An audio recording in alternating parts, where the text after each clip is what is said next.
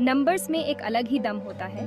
ये हमें दुनिया को समझने में मदद करते हैं। ये बस गिनती करने से बढ़ाकर हैं। ये अलग अलग जगहों और समय में अलग अलग मतलब रखते हैं। ऐसा ही एक नंबर है 9, जिसका बहुत गहरा मतलब है।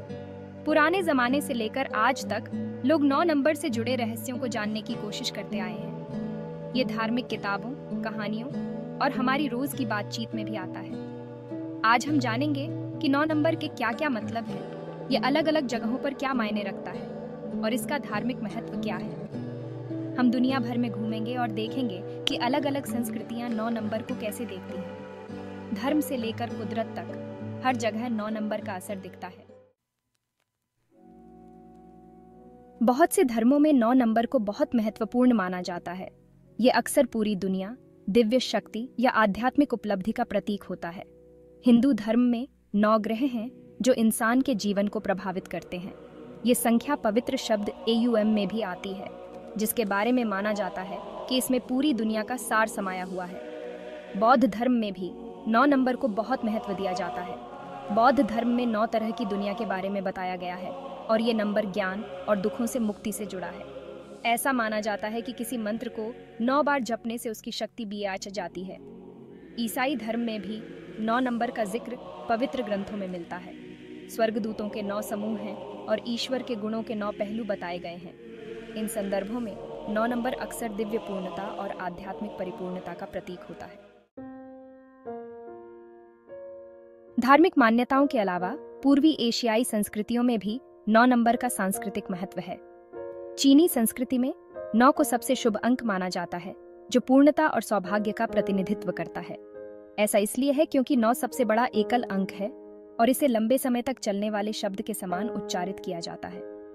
चीनी ड्रैगन, जो शक्ति और सौभाग्य का प्रतीक है, को अक्सर 9 शल्कों के साथ दर्शाया जाता है। चीनी वास्तुकला में 9 नंबर का बहुत महत्व है। सम्राटों के वस्त्रों पर ऐतिहासिक रूप से 9 ड्रैगन की कढ़ाई की जाती थी। जापान में 9 नंबर लंबी उम्र और खुशी से जुड़ा है। यह उपहार देने के अवसरों के लिए एक लोकप्रिय पसंद है और 9वें महीने के 9वें दिन को गुलदाउदी दिवस के रूप में मनाया जाता है, जो लंबी उम्र और अच्छे स्वास्थ्य को समर्पित त्योहार है। भाग 4, 9 के सार्वभौमिक विषय, पूर्णता और पुनर्जन्म।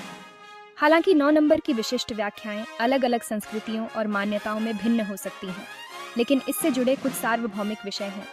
ऐसा ही एक विषय है पूर्णता या परिपूर्णता का।